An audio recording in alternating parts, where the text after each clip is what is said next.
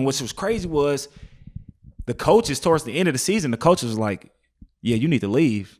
I'm like, what you mean I need to leave? I'm not even a starter. Like, I haven't even started. Like, what you mean leave? Like, they like go to the draft. I'm like, huh? So like the coaches really convinced me to even go. I wasn't even gonna come out. So after your third year, you weren't even going to come out? I wasn't even gonna come out.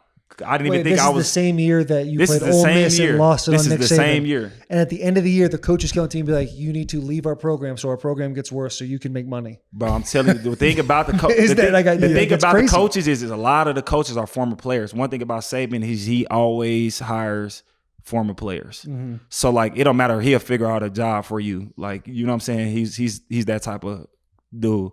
But so like they telling me and I'm like, how? And then so I'm getting other, sources, people telling me, I'm like, first round. Like they say you the first back. I'm like, it's a guy here, Damien Harris, that's like 300, 400 yards away from breaking the record at Alabama. I'm like, what you mean I'm going to go a first round before him? Like I'm not, really comprehending it, but they convinced me. And then I'm like, wow, like everything else took care of itself for real. What was the reasoning behind you being taken over Damien Harris when he's 300, 400 yards away? Like, was it your like catching ability? Like, man, more of an all-around back in their mind? Like, because that is wild if you're essentially the number two. Exactly. And I wasn't even the number two. I was like 2/3 because, Najee was there too.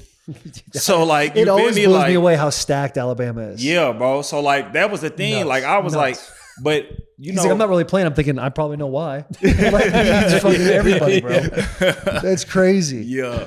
And that's the thing. So when I asked coach, like when I remember coming in, Kirby Wilson was my running back coach. I remember asking him like that same question. He was like, you want to know why you the number one back? He said, you played every special teams. Nobody in this building can say anything bad about you. They say you never late for nothing. At Bama, literally almost every other practice is scouts watching us at practice. So like the scouts, they seeing me the whole year. Obviously, I'm not like going crazy stat wise, but like yards per carry, all of that is, up there. Catching out the backfield is what main thing that I did, in college.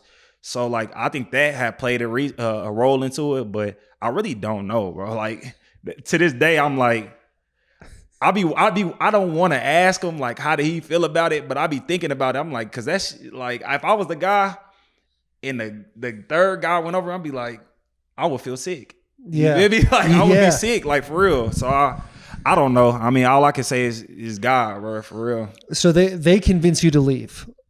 At the end of the season, what is your process? Like, how quickly are you now looking for an agent? Because if it's not on your radar at all, how quick? Like, who did you talk to about like representation? Yeah. Where do I go train? There's IMG, there's Exos, there's all these places you can go. Like, how fast did you have to make those decisions? Yeah. So it was fast. So right after, they used to have at Bama, they got I don't know, it's a certain time period where they got a day where agents can come meet you and like meet all the guys that's like draft eligible. And you sit down like with a group of guys or whatever. And Saban, he's under like CAA and all them. So obviously they're in there and all them other people are in there.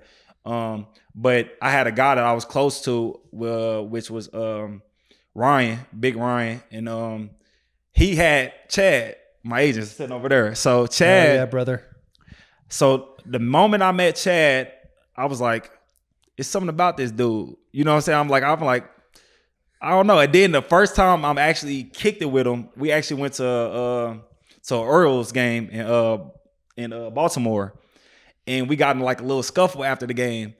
And the way he handled the scuffle, I was like, "This is my guy." That's what I knew. I knew I was like, "This is my guy." Like, and we've been locked in ever since. For real. When you're at Bama and you're not ever the feature back, and I know how competitive you are, how was your mentality throughout your career at Alabama when you're not like the feature guy? Because when you think of Alabama, like you're right.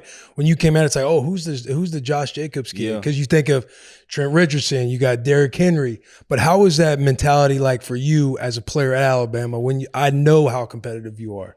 The only reason why I went to Bama because I wanted to prove to myself that I was as good as I thought I was. That was literally the only reason why I went. Bro, that is like that's an amazing answer. Yeah, like I literally felt like because all my life I've been the underdog. All my life I had 500 yards, 500 some yards in a game, in high school and still didn't have no offers. Didn't you lead the state in rushing yards? Like 2 years in a row. My junior year, I had 1,200 yards in 4 games. Like I'm like, bro, what are we talking about, bro? And didn't have one offer. 180 It pounds. didn't have none. Because you didn't get Bama until December? I didn't get him till basketball season. So after his senior year, Alabama calls, which is crazy because Alabama, the Texas, the USCs, usually Oklahoma. their classes are done. Oklahoma, yeah. Usually their classes are done like 2 years in advance. And see, that's what's crazy. So when they came, so I started getting my first offer was like New Mexico State. Hell yeah. And I'm like, okay. Lobos. I'm like, I'm cool with that because you got to think, like for me, the NFL was never a dream for me because it was never a reality. I've never seen nobody, do it or even go far for real. So like for me, I was like, if I get to school, that's all I'm trying to do. Like I'm trying to get to school. I went to school. I majored in business management, pre-law. Like I'm gonna go get a real degree, like try to go to work. You know what I'm saying? That's what I was trying to set myself up, make some connections, go to work. And so when it became like more and more serious, I'm like, I started thinking more about that, but I didn't understand it. Like Bama ended up coming, and then Oklahoma came, and then like a lot of other schools came. I remember the weirdest school I had was like TCU. I ended up getting into it with my dad got into it with the recruiter that was recruiting us because they wanted me to play DB. I also played DB, so I played corner and safety, and like I was decent at it. I was also a lot faster than him. With the little I was decent at it. All state decent. I had put like this. When I was in safety, I had 4 picks in the first 4 games and never got the ball through my side again. Yeah, for real. Jacobs Island. Like I was good. These 460-pound white kids in Oklahoma must have just been dying. Nah, but that's why I told him. But that was funny because the dude wanted me to play DB, and I'm like, I do not see myself hitting these dudes on this level because I'm one of them dudes. I wasn't wrapping up anyways. I was just booming everybody any chance I could. But Alabama came during basketball season, and actually he came. Coach Burton Burns, he was just with my little brother last week. My little brother goes to UAB. But he was like, man, I'm out here for somebody else. He said, I'm not even here for you. He said, some guy down the road actually mentioned your name. And so that's the reason why I'm here. So he was like, I'm only going to stay for like 5 to 10 minutes. He watched me at basketball practice. So, when I see him come in, he got all the rings on. He come in with Alabama. I'm like, oh yeah, so I'm trying hard. I go dunk the ball. I'm looking over every time. You know what I'm saying? I'm trying now. You baby. So then he ended up leaving, and he came back like 10 minutes later. He ended up staying for 2 hours. Me and him just sat down. We was talking for 2 hours, and he was like, "Man," he said, "I'm gonna be honest with you. Like we're really done with our recruiting." He said, "But one guy that we trying to recruit, we're still waiting to see if he can even make it." Because his grades, like academics, he was struggling to get in. So like literally like the day that I went to sign, that's when I found out that I could even go to Alabama.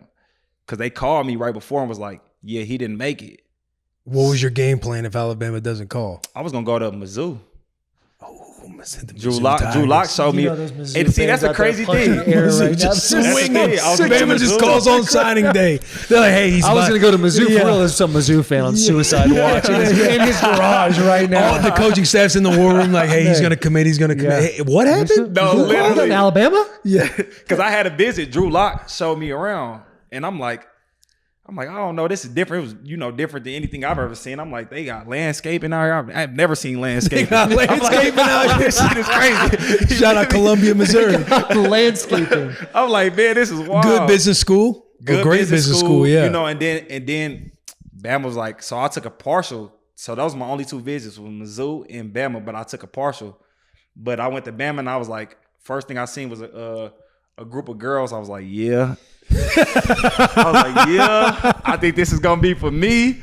And then Jalen Hurts was actually the one that showed me around because he was an early enrollee. So like he had showed me around and I was like, okay, like I think this is the spot to be.